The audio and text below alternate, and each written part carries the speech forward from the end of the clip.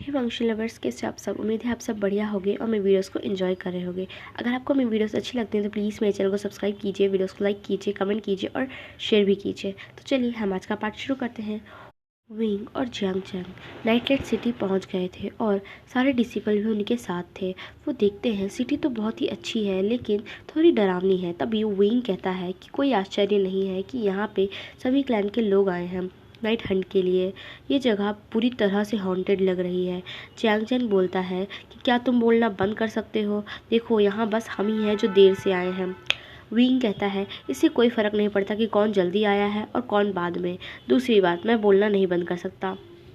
वो दोनों बात कर ही रहे थे, तभी वहाँ पे नी हुसैन उसके पास आता है और नी हुसैन कहता है कि वे ब्रदर, चैंग ब्रदर, आप दोनों कैसे हो। मैं आप दोनों का ही इंतज़ार कर रहा था। वे ब्रदर, आपके बिना यहाँ पे सब बोरिंग है। विंग कहता है कि लेकिन अब मज़ा आएगा भाई। मैं हमेशा जियांग चैंग से आपके ही बारे में बात करता हूँ। फिर जियांग चैंग बोलता है कि क्या तुम दोनों भूल गए हो कि हम लोग यहाँ पे क्यों आए हैं। नी हुसैन और विंग एक साथ बोलते हैं कि फ़न करने के लिए। विंग कहता है कि नी भाई चलो वेंडिंग से मिल के आते हैं, और वो दोनों वहीं पे जियांग चैंग को अकेला छोड़ के वेंडिंग के पास चले जाते हैं। बाकी वो दोस्तों से मिलने लगते हैं। विंग लैन क्लैन को जानता तो है लेकिन लैन शिचैन और लैन वांगजी को वो नहीं जानता। वो दोनों वहाँ पर थे भी नहीं। विंग, ने हुसैन और वन्निंग फन कर रहे थे और इधर जियांग चैंग उन्हें कर्स कर रहा था नाइट हैंड पे सीरियस ना होने के लिए। इससे पहले कि उसे गुस्सा आए वो वेंजिंग के पास जाता है और उससे बातें करने लगता है। वुशियान और बाकी सब मज़े कर ही रहे थे, तभी वो जिन जिजुआन से मिलते हैं वो सब उसे ग्रीट करते हैं लेकिन वो बस सर हिलाता है और वहाँ से चला जाता है। विंग गुस्से से बोलता है कि इसकी प्रॉब्लम क्या है, क्या ये अच्छे से बात नहीं कर सकता या इसके पास माउथ ही नहीं है। Arrogant peacock. जिस सिजुआन ने लास्ट वर्ड सुन लिया था वो पी वुशियान के पास जाता है और कहता है तुमने किसको पिकॉक कहा। विंग कहता है कि ऑब्वियसली तुम्हें ही कहा है एरोगेंट जिन क्लैन पिकॉक। तुम मेरे ब्रदर इन लॉ हो, इसका मतलब ये नहीं है कि मैं तुम्हें कुछ भी नहीं कर सकता। फिर वो फाइट करना शुरू कर देते हैं। इससे पहले कि उनकी फ़ाइट सीरियस हो जाती, जियांग चैंग आ जाता है और वी वुशियान को जिन जिजुआन को सॉरी बोलने को बोलता है लेकिन जिजुआन वहाँ से चला जाता है। जियांग चैंग बोलता है कि तुम हमेशा उससे फाइट क्यों करते हो, क्या तुम बस उसे इग्नोर नहीं कर सकते। शिजे के लिए वो कितनी दुखी होंगी जब उन्हें पता चलेगा कि तुम उससे फाइट कर रहे थे। विंग कुछ नहीं कहता। जियांग चैंग सही था, उसकी शिजे को ये अच्छा नहीं लगता कि वो उस पिकॉक से फाइट कर रहा था। वो उस फाइट को जाने देता है। विंग कहता है कि ओके ओके कूल, मैं पूरे उसके एग्जिस्टेंस को ही इग्नोर करूँगा। फिर वो नी हुसैन से कहता है कि नी भाई, मेरा मूड अब ख़राब हो गया है उस पिकॉक की वजह से। मैं यहाँ घूमना चाहता हूँ, यहाँ पे एक वाटरफॉल है, मेरे साथ चलना चाहोगे। नी हुसैन कहता है कि मैं जाना चाहता हूँ लेकिन मेरे भाई को जानते हो ना, वो गुस्सा करेंगे अगर मैं चाहूँगा तो। सॉरी, मैं नहीं जा सकता वे ब्रदर। वेनिंग से भी विंग पूछता है, वेनिंग भी मना कर देता है। विंग कहता है ठीक है कोई बात नहीं, मैं चला जाऊँगा। जियांग चैंग उसे रोकने ही वाला था लेकिन वो वहाँ से जा चुका था। वो वाटरफॉल के पास जाता है, व्यू को एंजॉय कर रहा होता है। वाटरफॉल और नेचर दिमाग को शांत कर देते हैं। वो वहाँ वाटरफॉल को देख के एंजॉय कर ही रहा था लेकिन उसे ये पता नहीं था कि कोई और भी वहाँ पर है। अब वो वापस जाना चाहता था, नहीं तो जियांग चैंग उस पर गुस्सा होगा। विंग खड़ा होता है पत्थर पर जिस पे वो बैठा था। वो पीछे मुड़ ही रहा था तभी उसका पैर स्लिप हो जाता है। वो आंखें बंद कर लेता है और गिरने का इंतज़ार करता है लेकिन पत्थर पर गिरने की जगह वो किसी की बाहों में था।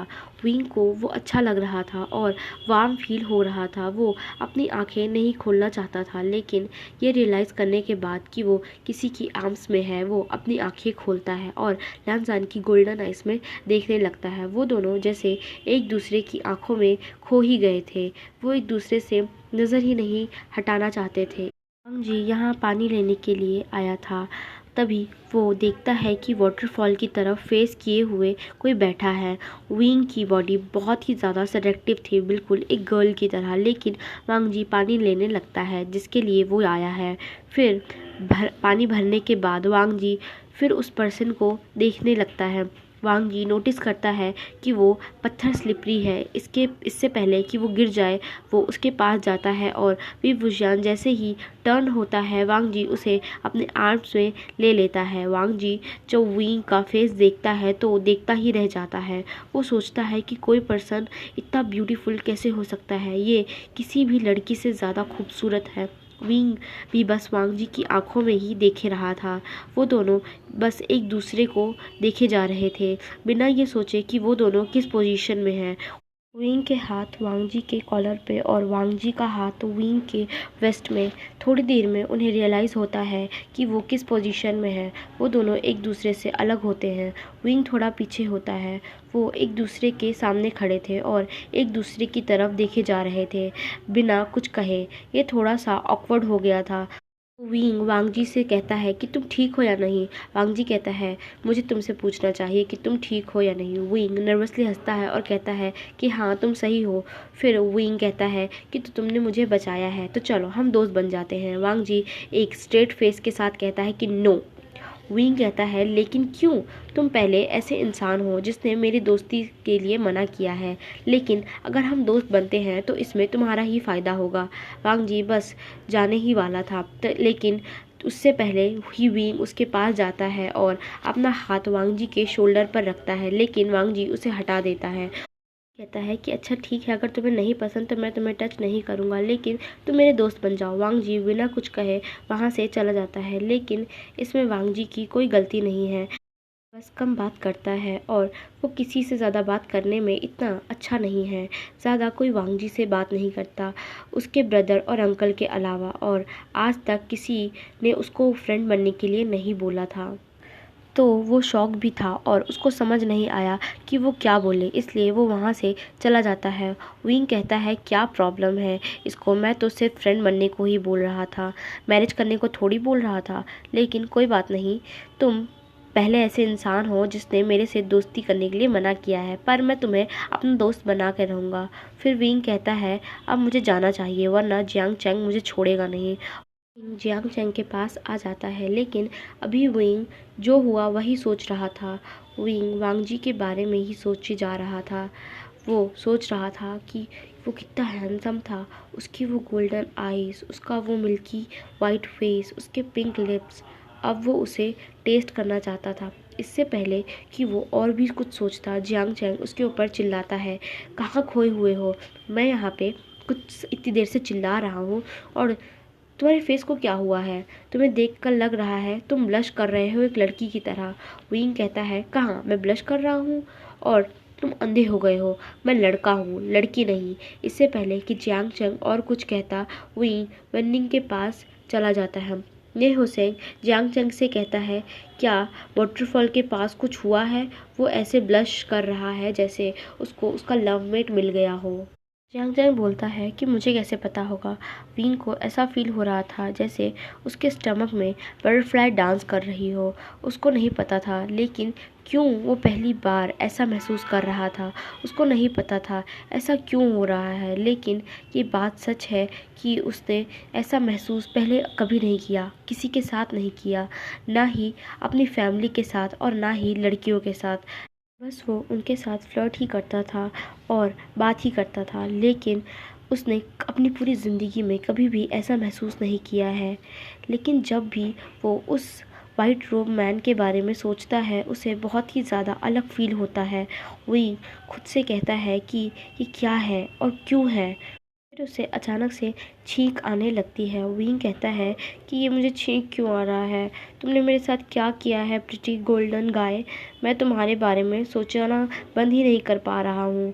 उधर लान वांगजी सबको पानी देता है और चिचन के पास जाके खड़ा हो जाता है। लैन चिचन पूछते हैं कि तुम ये पानी कहाँ से लाए। वांगजी कहता है पास में वाटरफॉल से, लेकिन जब वो ये बता रहा था तो ब्लश कर रहा था, लेकिन इससे पहले कि कोई उसे नोटिस करे वो फिर से उसी स्ट्रेट फेस में आ जाता है।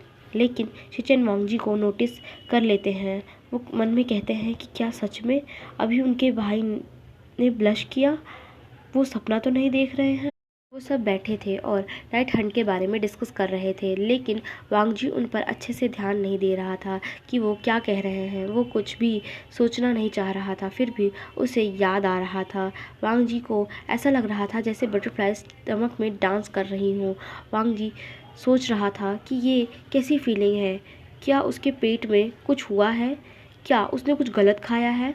लेकिन ये हर्ट नहीं कर रहा है, बल्कि अच्छा लग रहा है। उसने कभी भी ऐसा महसूस नहीं किया, लेकिन आज क्यों? उस ब्लैक रोग लड़की की वजह से?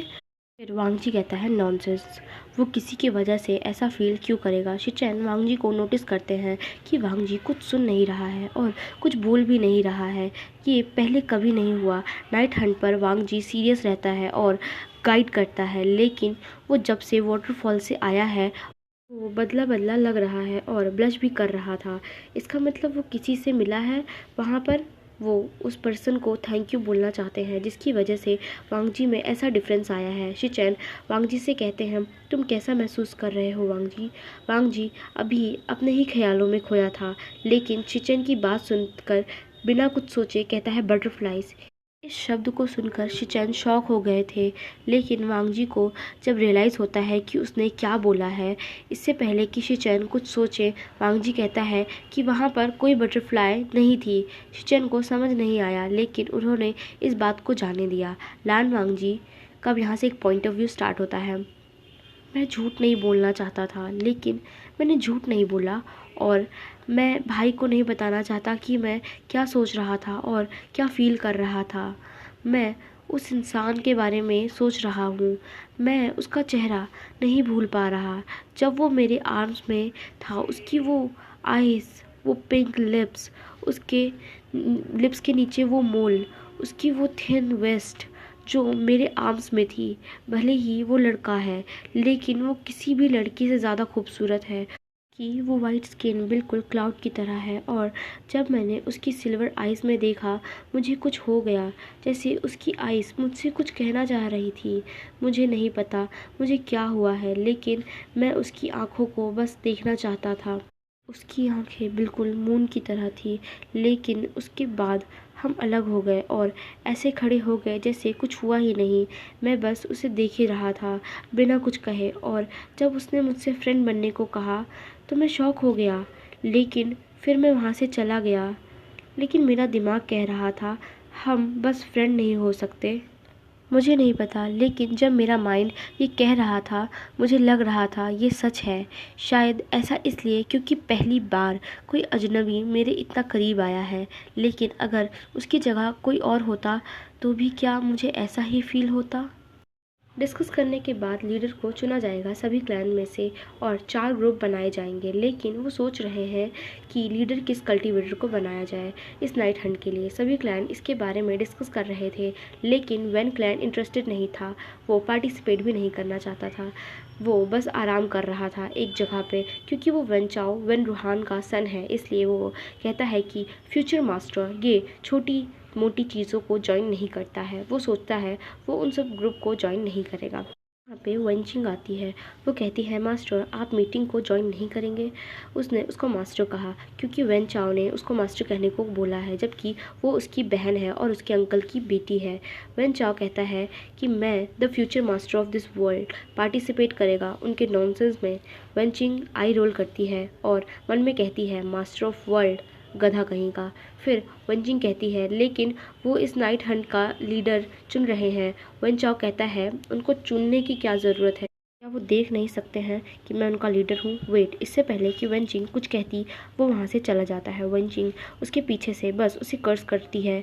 वो जानती है कि अगर वो लीडर बनेगा तो कुछ भी नहीं करेगा और बस दूसरों से ही काम करवाएगा, उनको ऑर्डर देगा और कहेगा कि उसने ही सब कुछ किया है। दूसरी तरफ नी मिंगजू कहते हैं शिचेन हमें लीडर चुनने के लिए कंपटीशन करना चाहिए। शिचेन कहते हैं क्या बिना कंपटीशन के नहीं चूज़ कर सकते। मिंगजू कहते हैं कि मुझे पता है आप क्या कहना चाहते हैं, लेकिन एक छोटे कंपटीशन से हम ढूंढ सकते हैं कि कौन सही होगा और कोई भी इस पे एतराज़ नहीं करेगा कि ये अनफेयर है। जिन जुआन भी कहता है कि आप सही कह रहे हैं, लीडर ऐसा ही चुनना चाहिए। इससे पहले कि सब कुछ कहते वन चाओ वहाँ पे आ जाता है। वो कहता है हमें कंपटीशन की क्या ज़रूरत है, ये सिर्फ समय की बर्बादी होगी। जो कहते हैं कि हम समय बर्बाद नहीं कर रहे हैं, हमें डिसाइड करना होगा कि कौन सही होगा। वेंचाओ कहता है इसलिए मैं कह रहा हूँ, तुम सब यूजलेस हो, अब सब एकदम डम हो। एक डिसिपल कहता है कि तुम डम किसे कह रहे हो, और तुम हो वो जो समय बर्बाद कर रहा है। हमारी मदद करने की जगह तुम आराम कर रहे थे। और कुछ कहे इससे पहले वन चाओ को गुस्सा आ गया और वो अपनी स्वॉर्ड उसकी तरफ पॉइंट करता है।